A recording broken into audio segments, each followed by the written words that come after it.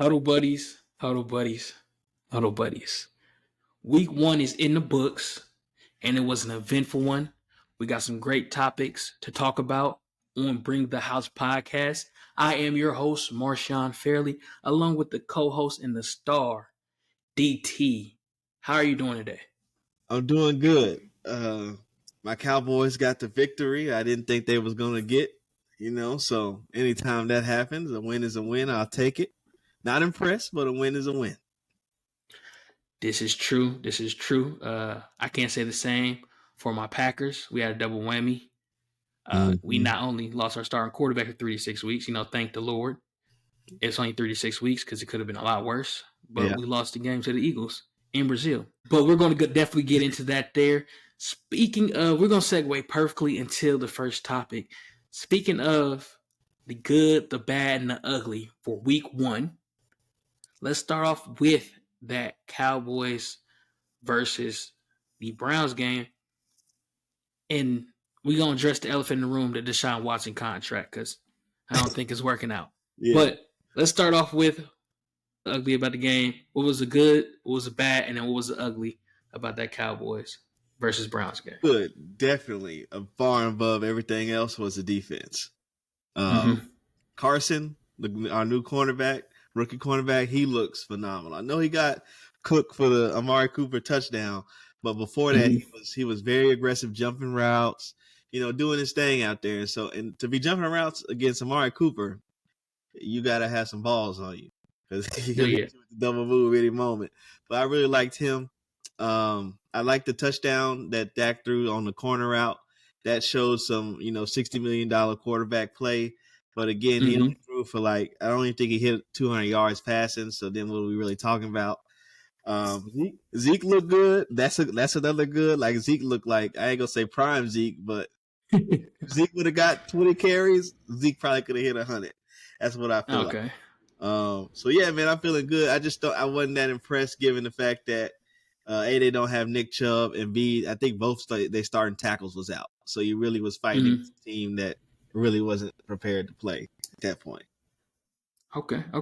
Definitely good. I can say the same thing. I was very impressed with your D-line play.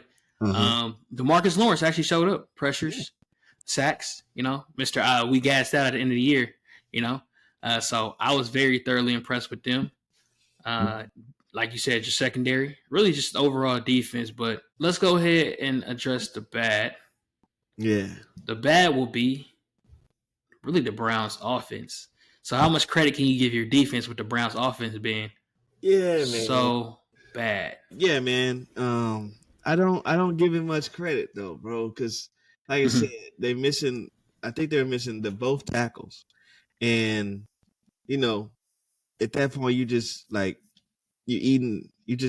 it's just no way to really and truly measure how good your defense is when you're missing both tackles and the quarterback is playing at the level that Deshaun Watson's playing at right now. I did like how Kendricks played. I liked how Overshown played.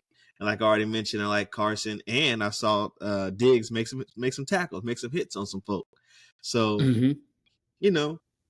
I'd like at this point, this is the bed that the Cowboys made for themselves. Because what they do in the playoffs, you have to take everything that happens in the regular season with a grain of salt, especially this early in the season, because you don't know. The way it look right now, Cleveland's not going to be a playoff team. I know it's just week 1. Yeah. They got a bunch of guys out. But if they play like that on a consistent basis, they're not going to be a playoff team. And so this will be another non-playoff team that the Cowboys have beat up on, only to fall short in the postseason.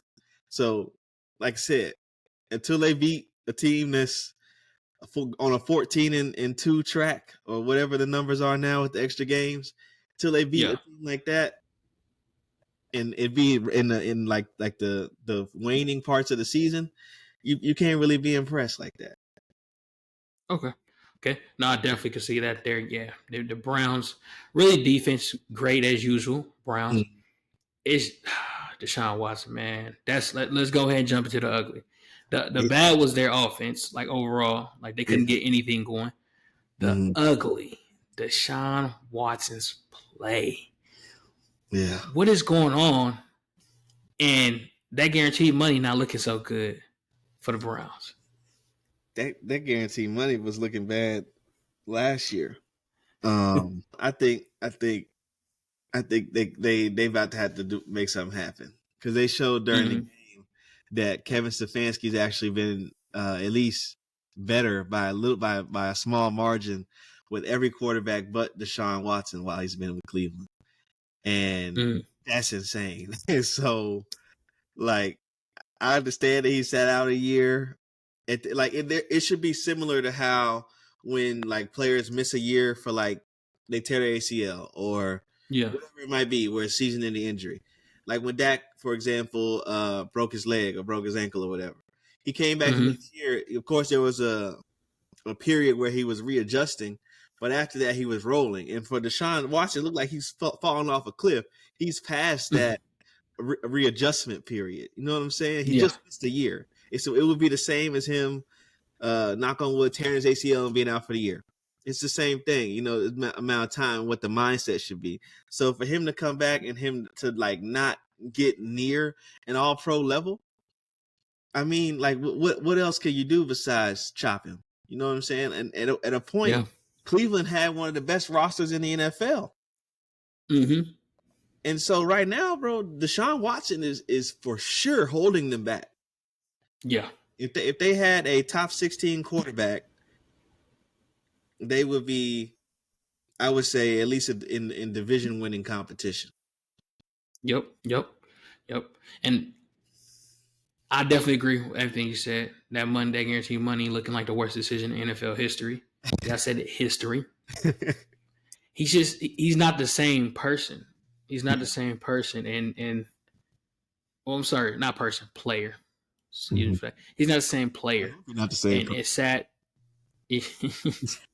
And it's sad to say that, but yeah, I think it's time for them to move on. It's time for them to move on, unfortunately. So, you know, that's the ugly for the good, bad, and the ugly for the Cowboys game. Let's go ahead and stick quickly with the division. With their division, the Bengals also played pretty poorly. Abysmal. Yeah.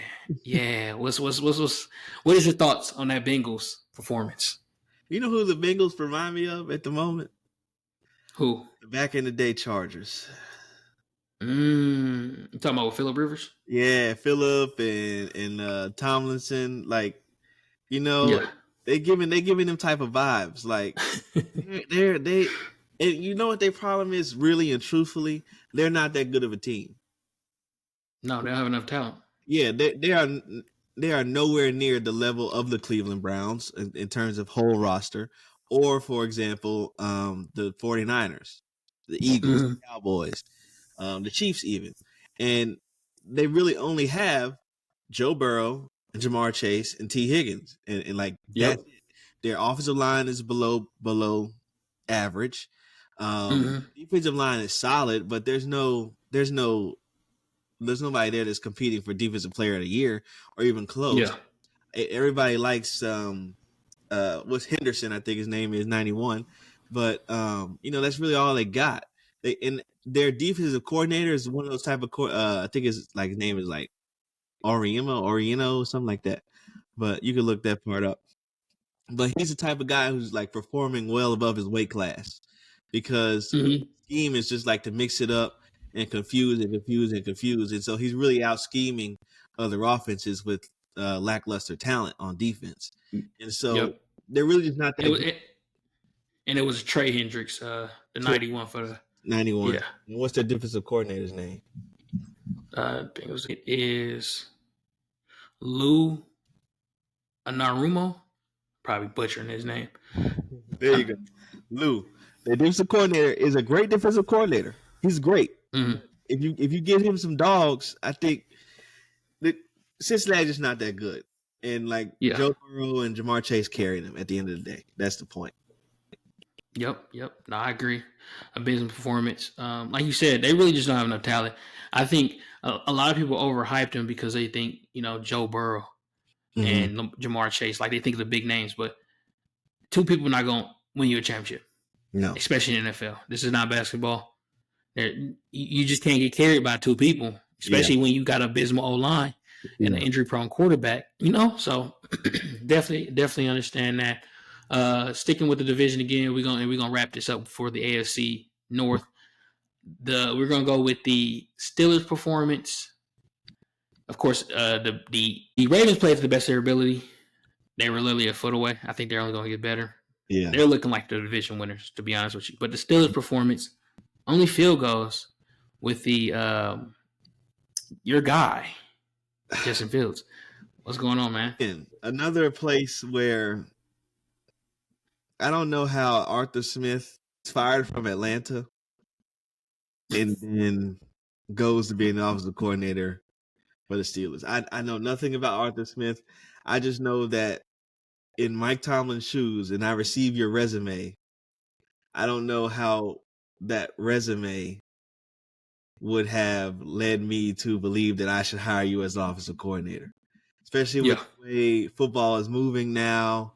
Like Arthur Smith's been he was the coordinator for the Tennessee Titans before becoming the Atlanta Falcons head coach. He had Bijan Robinson in Atlanta, arguably the most generational running back since Saquon Barkley, and what did he be able to do with it? Virtually nothing of note. And so I bring you here. We have a bit of a mix between Warren and Najee Harris. But Najee Harris at one point was considered, I don't know about generational, but first round talent at running back. And so, it's just, what is our identity going to be? Is our identity going to be what the NFL was 10 years ago? Or is it going to be what the NFL is now? And I don't know if Arthur Smith is the right guy to facilitate that vision. And therefore, I don't even know why he was hired to begin with. Understood there. And yeah. That game was a snooze fest. Yeah. With the amount of, it was just sloppy play as well. Yeah. From both sides. I will say the bright side about the Steelers is you got you a good number one wide receiver in George Pickens. You definitely got you a good number one wide receiver, I think. So can he consistently do number one things, or is he just gonna make big plays here and there? I don't need you to catch the goal every quarter. I need you to catch the dig, the slant, and I need you to be what CeeDee Lamb was for the Cowboys. I know that's saying a lot, but I need you to consistently move the chains, not this splash play where you out of bounds or damn near run the clock out to end the half. I don't particularly need that. I need chain moving number one type stuff, and I don't think he's giving that right now, which is part of the reason they only score field goals. Yeah, you are correct with the splash plays, but I like the fact that he has the ability to do that, and then also you got to realize what plays are they running? Do they run those chunk plays to where he runs a slant and gets a first down, or he runs a dig, or is their offense? What is there? Well, that's exactly what you said. What is their offense? We don't even know if it's ground and pound, throw a deep ball. We don't know. We don't know the Steelers. So definitely disappointed in that aspect. Let's go ahead and jump into. Now we're going to go ahead and juggle around. I know we went a little bit in on the NFC North and everything going on up there, but now we're going to go ahead and jump a little bit around. Let's go ahead and start with. I'm going to start with where I'm going to apologize to the fans here for my hypeness on Bo Nix and Sean Payton. I don't think Bo Nix could read the field as good as he did in the preseason. I just think in the preseason, his first and second reads were getting open, and that's why he looked so good. Yeah. He was struggling to read the middle of the field. I do understand, you're in Seattle, the 12th man. The defense is pretty tough. That's a hell of a place. But he was definitely struggling. Real start. Yeah. But he was definitely struggling to read the middle of the field. Sean Payton offense may be a little overhyped or a little too complicated for him. We don't know yet. But, yeah, I would like to apologize to all the fans. I led astray in hyping him up, talking about he may be coach of the year. The way they looked yesterday, they're going to be second to last place of the year. Second thing I like to apologize for is I like to apologize to Derek Carr. My apologies for saying you're going to get benched by the third week. You showed some oomph yesterday. Talking about trying to truck people like you ain't injury prone. But it's okay. Or getting up flexing on people. Or talking mess, talking about I got 3 to the defensive back. talking about 3 touchdowns. So I apologize to Derek Carr as well. Keep on going. God bless and who that. You know what I'm saying? Those are my 2 apologies. Everybody else, I was pretty much right about. Oh, Bryce Young. Let's talk about Bryce Young. Okay. Is he a bust? I don't think we're there yet, bro. I don't think we're there yet. I think that the Carolina Panthers are the Cincinnati Bengals. Post them trading away Brian Burns, or pre them trading away Brian Burns, excuse me, there was no difference between them and the Cincinnati Bengals. Just Joe Burrow was more ready to play when he got there than Bryce Young has been. So he needs more talent around him too. Even still, like Deontay Johnson, what did he do yesterday? I mean, did he even play? He did play. Okay, so I don't recall seeing any stats of chain moving from him. Adam Thielen is definitely over his hill. There's still an APB out for the guy they thought was going to be sweet out of college. Can't even think of his name. He was from Xavier Legette. No. Last year's, the wide receiver. Yeah. What is his name? Dang, that's sad that we don't know. Deontay had 2 catches for 19 yards yesterday. Come on, bro. Really? Really, bro? Like that's not gonna get it done. It's not. You need like 4 times that. Yeah. And the wide receiver you were referring to, Jonathan Mingo. There we go. Like haven't seen him at all. So what makes me think that they're gonna be able to do something with Xavier Legette? They still ain't done that with Jonathan Mingo. The Carolina Panthers do not deserve airtime on our show. Dang. Let's move on. Dang. Okay. Okay. We're gonna go to the next topic there.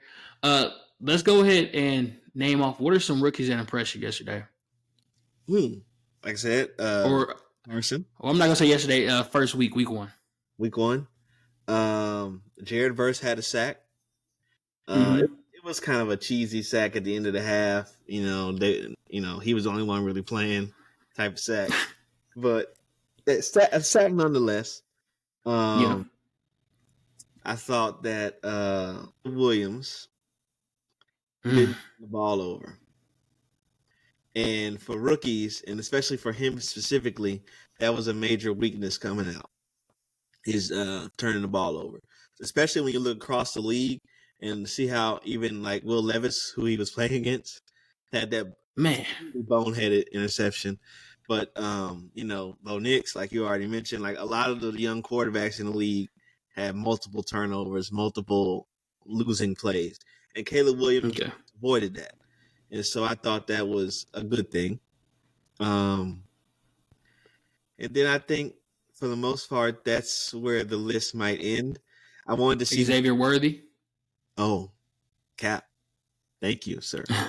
Xavier Worthy. But, he was more of a gadgety type of dude. That's true. The way he was used with the end around reverse, whatever it was. And his other touchdown, there were more gadgets. I think I want to see more from him in a receiving role. But since you mentioned it, my guy, who I have on my fantasy team, A.D. Mitchell, got butt naked a couple times for the Colts against the Texans, and my boy Richardson missed his ass a few times. So that upset me very much. Yeah, I did see that. Yeah, I definitely did see that on them deep routes. Overthrew him. That is a knock on Richardson. Big arm. Yeah, overthrowing people. So and you overthrowing somebody who's fast. Yeah, that's crazy. Yeah, he like ran the 4.35 and you overthrow. Yeah, but that's crazy. That's my list. What about you? Rookies that impress. So I'm gonna say your boy that you are high on from the Rams, the wide receiver, had a touchdown called back yesterday. Jordan Whittington, Jay Witt, as Brando like to call him. He had a TD call back yesterday. But For those who impressed me, I'm going to say Jaden Daniels impressed me, even though they got pretty much handled. Yeah, he impressed me. I kind of don't like the way they're using him. Mm-hmm. To be honest with you, he's slighter frame. Yeah, he's on Lamar Jackson. Why are we running quarterback powers with him? Yeah, you're trying to get his career ended, but that Redskins, that's what they do. They end careers. God forbid. Knock on wood, God forbid. So he impressed me yesterday. I want to call you out too. Me? You know who really impressed me yesterday? Who you was low on? Who? That LSU wide receiver, that number 2. Malik Neighbors? Nah, the other one in the draft. You know who I'm talking about? Brian Thomas. Mr. Brian Thomas. Yeah. The hell did he do? Yeah. What did he do? You didn't see his toe drag touchdown? That boy could play. That boy could play. I ain't see it. That boy can play. That is my week 1 rookie winner. Is him. Junior? I'm at yeah. Something in response to you in our later this week episode, because I don't know about that one. I ain't see nothing from Brian Thomas Jr. But did the Jaguars lose? Did they win or lose? They lost. They lost, I believe. You see the highlight. They lost, I believe. Let me verify that. I just like the way he played. I don't, of course, their quarterback is, Mm-hmm. Yeah, they lost to the Dolphins. I forgot about the Dolphins lackluster game for me, fantasy wise. Yeah, wish they performed better, but hey, it's fantasy. And then Caleb Williams didn't play as good. I say that right now. I know he didn't turn the ball over. He didn't do anything. Is he still looking for his first touchdown, period? The preseason? I don't think Caleb Williams, he didn't have a touchdown yesterday. He didn't have a touchdown in the preseason either, I don't think. Yeah. Well, number 1 overall pick. Right. And he painted his nails Bears colors, bro. I don't know what's going on, man. He should have did great. To be honest with you? Yeah. I know I just said that Caleb Williams impressed, but bro, at this moment in time, Caleb Williams is more of a bust than Bryce Young. Ooh. Caleb Williams has all pro receivers he's throwing to. Everywhere. Multiple. Yeah. Between Allen and DJ Moore, he got some dogs over there. And he's got nothing to show for it. Nothing. So I mean, if you give this lineup to any other top 16 quarterback, I guarantee you they're gonna do a little something with that. And so that's my thoughts. I think if you switch Caleb Williams and Bryce Young out, put Bryce Young on the Bears for Caleb Williams, then it can't get much worse for Caleb Williams. When he can start turning the ball over. But I think Bryce Young could have got you 17 with that lineup. I think he could have. Okay. Understood there. So yeah, those are our rookies that impress. Let us know if we're missing some. I think we pretty much handled. Drake May didn't play. It was Jacoby Brissett. Shout out to the Patriots. Got a dub. Yeah. Daniel Jones is Daniel Jones. Malik Neighbors, and he couldn't do anything. It's not Malik Neighbors' fault. Yeah. Yeah. I think that's all. Oh, Maserati Marv disappointed, but I'm not gonna lie to you. Kyler, come on, bro. What's wrong? You missed him on a game winning. He missed him on a game winning touchdown. Yeah, that was bogus. That's broadcast TV stuff, man. He was scrambling at that point. He wasn't looking way the hell down there. He was that was a broken play. And he's 5'2". He couldn't see. That's disrespectful. He's 5'6". He's our height. He couldn't see that man down there. So yeah, Maserati Marv didn't impress, unfortunately. But hey, it is what it is. And Lad got a touchdown yesterday too. Lad McConkey? Yeah, in the Chargers game, he got a touchdown. Now that was kind of fluky too, because everybody the way they was running, they expected a run, and they threw that to that boy short. He did make 2 people miss to get the touchdown. Yeah, but it was kind of Yeah. One thing on the way. Yeah. your thoughts on the Monday Night Football game, if you've seen it? So I'm gonna sound like a fake fan here. I did not see it. However, I worked till 9:30 on Yeah. Mondays. I work from 10 a.m. to 9:30 on Mondays. I did see it. I saw that Moody won me my fantasy game with 24 points. But nah, I'm sorry, I didn't see it. What are your thoughts since you did actually watch that? Final score was 32-19. Mm-hmm. Let's start there. And Aaron Rodgers had a decent night, but not a great night by any means. It was a Okay. night again where the 49ers scored on like 8 straight drives or however many it was. And you know, it was just it's just a bad night for the Jets, not necessarily a bad night for Aaron Rodgers. And Mm-hmm. I just feel like after seeing them perform that way, Yeah. I think that their window might have closed. Mm. I think that their defense is going to take a fall off. Okay. Okay. I mean, because they gave the ball to Mason, the backup for McCaffrey, because McCaffrey didn't play. They gave the ball Yeah. to Mason like 28 times. He didn't have 28 carries in college, and he hasn't had 28 carries in one game in the NFL. The last time he had 28 carries was in high school. That's what they said Wow. on the broadcast. And the man went for like 150. And On the Jets? yeah, on the New York Jets. The New York Jets, top 5 defense. Quinn Williams, the Williams brothers, one playing DT, one playing linebacker. Man's went for 150. I don't know how much of that is Kyle Shanahan scheming it up, but at the same time, that's very suspect. And Yeah.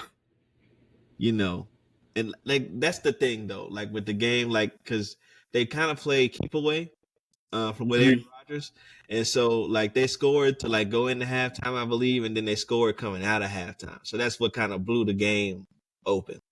You know what I'm saying? And Yeah. so with the 150 and those two scoring drives, it was nothing the I would say Packers, the Jets could do. Um, Yeah. so yeah, but I I, did I definitely mean, that's how you stop Aaron Rodgers. You don't give him the ball. yeah. Like He so, definitely yeah. wasn't in goat mode tonight at all. He was not capable of a 400-yard night tonight. You're right. You're right. But you mentioned earlier, it's just like a torn ACL. He came back from torn Achilles. He needs that. I give him a couple weeks, before we start seeing MVP Aaron Rodgers back with that cast around him. Yeah. But I do have a question. So on the way home, I was talking to my father, Mm-hmm. who's watching the game, Yeah. and he stated this is Robert Saleh's last year. Do you agree with that? They said on the broadcast that he is 18 and like 31. The way it's trending, I don't. I was gonna say that he's not gonna make it the whole year, but I think Aaron Rodgers is gonna keep that from happening. He has to. Like if he doesn't, then that whole thing is gonna implode in New York. And Yeah. so I don't think that's likely to happen. I think that I just don't. I think he's a good coach, Robert Saleh, but the league is like flashy NFL. I mean, flashy offensive coaches, and Yeah. so when you're not the offensive guru type of coach, the best way to win is to get a veteran quarterback. When you're not the offensive Mm-hmm. guru type coach, and let the veteran quarterback manage everything on offense, but you know, it it's not working out. It's not working out. Like Garrett Wilson had a couple plays where he just messed up. Like a couple plays where he stepped out of bounds, came back in bounds, caught the ball, easy, Wow. quick out route. He had a foot out of bounds when it was like a simple. Any NFL wide receiver would have got both feet down, and that was on like a Yeah. second and one. On 3rd and 1, they don't get it. They go for it on 4th and 1 with the money on the line, and they don't get it again. But they already had the conversion. Garrett Wilson just made a simple mistake of stepping out of bounds. And so stuff like that is the type of stuff that can get a coach fired. And Yeah, after a while, when the undrafted running back is breaking you over the back for 150 yards, you got to start asking a question about your defense quitting on you. And Yeah, so all that points to Robert Saleh getting fired. But we'll see. It's week 1. true. That's true. I like this. We ended the week on the last game of the week. Even though I didn't watch it, I did talk about it to my father. Talked about it to you. So we did end our podcast. Sorry guys, this is a shorter episode. Unfortunately, we both have to work in the morning. Yep. Hey, make it happen for us. Make it happen for us. If this podcast gets big enough, we won't have to work, and we can devote all our time to the NFL. But until then, we're gonna come to you. We're gonna attempt to come to you every Monday. Every Monday night after the games to go ahead and give you the inside scoop on everything that we witnessed this week. Do you have anything you would like to end off with, DJ? I don't think I mentioned this directly on the broadcast, but I would like to mention. I don't think I mentioned this directly on the broadcast or on our podcast. Excuse me, but I do not like the contract for Dak Prescott. I feel like they should have made him play it out. And I just don't want to be tied to this guy for another 4 years. Not interested in that. Just wholly not interested. Even if he have to make it to the NFC Championship game and not be the reason we lose the NFC Championship game, for me to change my thoughts on that. Anything short of that, this is a bad decision for me. And that's just how I feel about it. Yeah, understood there. I do still think he's better than all the quarterbacks that are coming out this year. No. No. Did you see? So you don't think Did you see him? Did you watch him play? It's Michigan, bro. Yeah, but Michigan is not the same. Corner, the top defensive tackle, and probably a couple other draft picks on defense, and he cooked them. And we're gonna see. The season's long. The season's young.